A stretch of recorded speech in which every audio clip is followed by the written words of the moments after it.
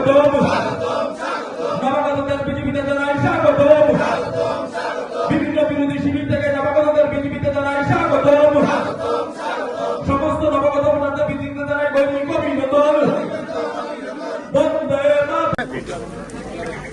বর্ষানগর বিধানসভার মধ্যে রহিমপুর জেপি এবং পুটিয়া জিপির মধ্যে আজকে বিভিন্ন দল ত্যাগ করে আমাদের বিজেপির সঙ্গে ওরা আমাদের সঙ্গে একসঙ্গে কাজ করবে বলে আজকে জয়েন করেছে একশোর এভাব। আগামী দিনে এখানে উপনির্বাচন হবে।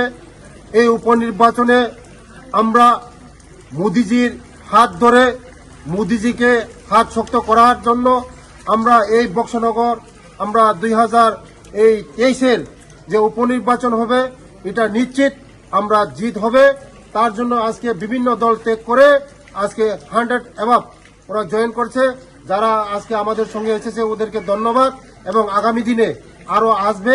আমার কাছে খবর আছে এই আগামী দিনে কোনো বিরোধী বলতে কোনো কিছু থাকবে না এই বক্সনগরের মধ্যে। আগামী শুধু এই বিজেপি ছাড়া আর কোনো কিছু নেই। তার জন্য আজকে যারা এসেছে তাদেরকে আমি ধন্যবাদ জানাই এবং 2024-এ লোকসভা নির্বাচনে নিশ্চিত ভারতবর্ষের প্রধানমন্ত্রীজি আরেকবার আমরা এই ভারতবর্ষের মধ্যে আরেকবার প্রধানমন্ত্রী আমরা হিসাবে দেখছি এবং 2024-এর যে দুটা লোকসভা নির্বাচন আছে এই লোকসভা নির্বাচনে আমরা দুটো লোকসভা নির্বাচনে মোদিজিকে উপহার দেব। কোন দল কোন দলে আমাদের সঙ্গে এসেছে আজকে প্রাক্তন প্রধান সিপিএম এর প্রাক্তন প্রধান এবং ওরা অনেক ওদের সঙ্গে অনেক এসেছে বিরোধী বলতে ওদের সঙ্গে আরো এসেছে। আগামী দিনে আরো আসবে সিপিএম এর প্রধান উপপ্রধানও আছে।